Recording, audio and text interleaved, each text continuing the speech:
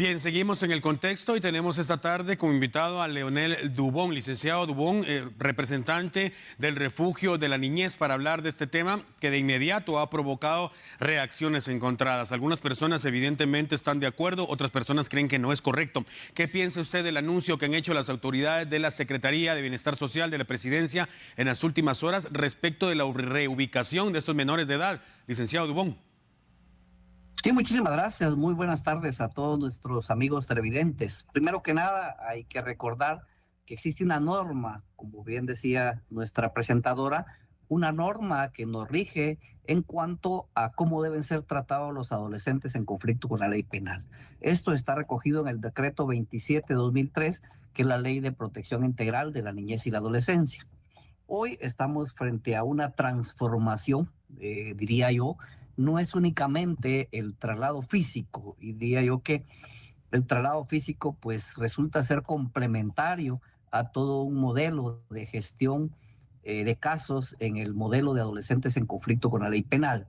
Primero hay que reconocer que se han venido preparando las autoridades de la Secretaría de Bienestar Social para ser certificados en este nuevo modelo. No es un modelo que hayamos sacado de la manga o que haya aparecido como aparece en muchos programas que se quieren implementar. No, este es un modelo que está regido por una certificación internacional de los centros de privación de libertad para adolescentes. El primer elemento que creo yo que vale la pena mencionar es que el modelo está atravesado por un enfoque de derechos humanos. Hay que recordar que los adolescentes pues tienen cierta imputabilidad dependiendo de la edad. Si son menores de 15 años, pues la pena no podrá pasar de los 3 años, y si son mayores de 15 años podrá llegar hasta los 6 años. Pero este modelo, lo más importante es que está regido por 150 estándares. Eso quiere decir que hay 150 estándares que tienen que irse midiendo uno por uno, 150 elementos. Estándares que van desde el más sencillo, que podemos mencionar algunos de ellos, como por ejemplo la limpieza del área. Es algo que siempre se ha cuestionado, de las condiciones de limpieza en que se pueden mantener los centros de privación de libertad, siguiendo por otros temas como el orden, la disciplina, la educación, la capacitación, los deportes, hasta finalizar con lo que es mucho más complejo, que tiene que ver con el recurso humano que atiende a los adolescentes en conflicto con la ley penal. Un personal que tiene que estar no solo capacitado, sino que desde la misma contratación del personal tiene que haber un estándar o un perfil mínimo de los requisitos que tiene que cumplir el personal para poder trabajar con adolescentes en conflicto con la ley penal. Este modelo pues ya se ha aprobado desde el año anterior en la fase intermedia, que ya está ubicada en San José Pinula, en el Platanar, donde antes era el llamado Hogar Seguro. La fase intermedia pues es intermedia, como el nombre lo dice, entre la privación de libertad y la reinserción. Así es como se viene manejando ahora ese estándar, ese intermedio entre aquellos adolescentes que ya han cumplido cierta cumplimiento de la pena, y es como la preparación a la reinserción social nuevamente. Por ejemplo, tenemos ejemplos de, valga la redundancia, de chicos que están en esa fase intermedia que son hasta estudiantes universitarios. Y aquí hay otro tema que vale la pena recordar, que algunos son mayores de edad precisamente porque la ley establece que cuando entran al sistema de adolescentes en conflicto con la ley penal siendo menores de edad, tienen que cumplir, aunque hayan pasado la mayoría de edad, en los mismos centros. Este es un modelo exitoso que se ha aprobado en otros países, y no estamos totalmente enterados, pero sí sabemos que hay una hoja de ruta que ha establecido las actuales autoridades de la Secretaría de Bienestar Social bajo el liderazgo del licenciado Marvin Rabanales y el subsecretario Carlos Menchú. Y en esa hoja de ruta está precisamente establecido los tiempos de ese traslado.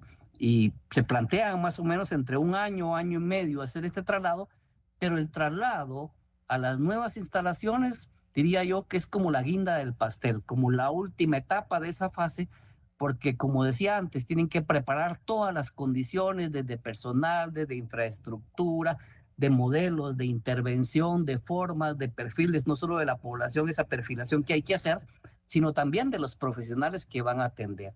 ¿Qué es lo que busca este modelo? Evitar precisamente el ocio, está basado en una disciplina reeducativa parecido a la estructura de la comunidad terapéutica, donde existe una forma de rehabilitar exitosa y garantizada. Hay que recordar que una persona que ha entrado en conflicto con la ley penal es porque ha roto la norma.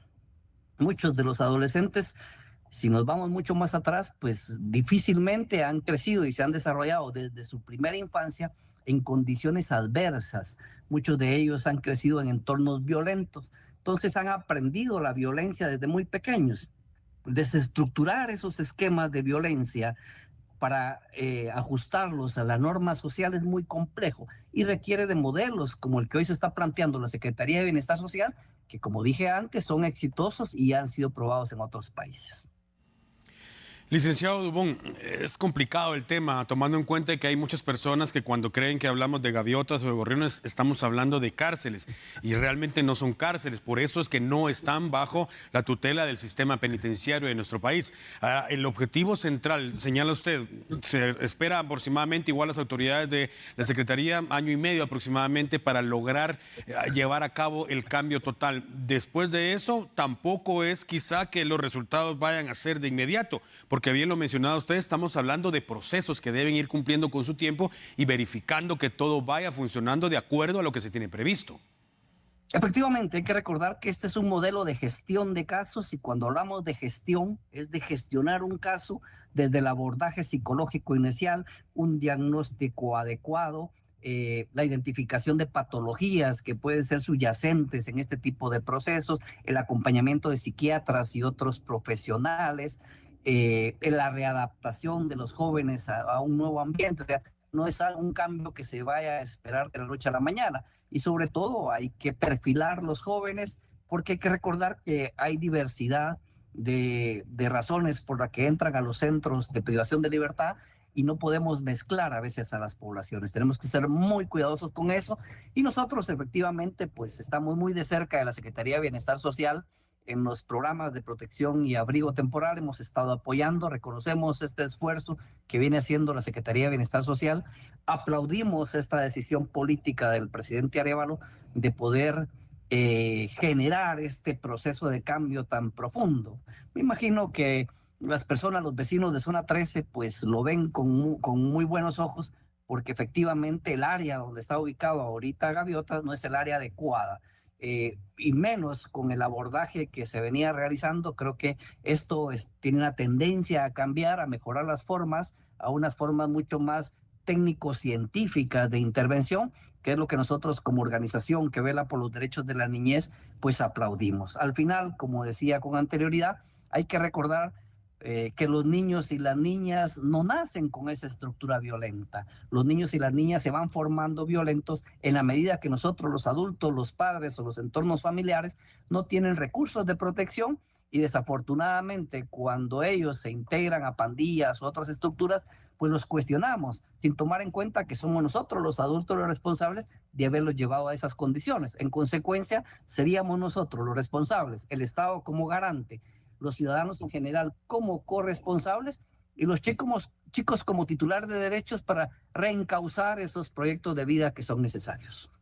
Licenciado Dubón, menciona usted datos muy importantes. Por ejemplo, hacía énfasis a lo que ocurre en la zona 13 de la capital guatemalteca y que seguramente ven con buenos ojos los vecinos porque no está instalado en el lugar adecuado. ¿De qué depende de que sea el lugar adecuado y cuál sería la diferencia primordial ahora al sitio donde los van a trasladar? Bueno, primero es que hay que recordar que está en un vecindario donde hay casas contiguas al centro de privación de libertad, si tomamos en cuenta el entorno externo. Por otro lado, también hay que tomar en cuenta que el espacio es muy reducido, hay hacinamiento. Sin embargo, en San José Pinula, pues sabemos que el espacio es mucho más grande. Hay áreas para, por ejemplo, para cultivar, para tener actividades recreativas, cuentan con un campo de fútbol. En las instalaciones de Zona 13 no tienen esa posibilidad de tener actividades recreativas. Hay que recordar que el ser humano es integral y tiene que tener diversas actividades para poderse desarrollar. En este caso, pues estamos hablando que este modelo de gestión de casos no permite el ocio, permite profesionales mucho mejor preparados y solo faltaría la guinda del pastel, tener condiciones adecuadas y espacios más adecuados para dormir, para los talleres y para las actividades, algo que es materialmente imposible en zona 13. Licenciado Dubón, gracias de nuevo por estar con nosotros, por compartir parte de su conocimiento respecto del tema con nosotros y por supuesto con nuestros televidentes. Es un cambio que va a ser progresivo. Nosotros por supuesto lo vamos a mantener al tanto acá en TN23.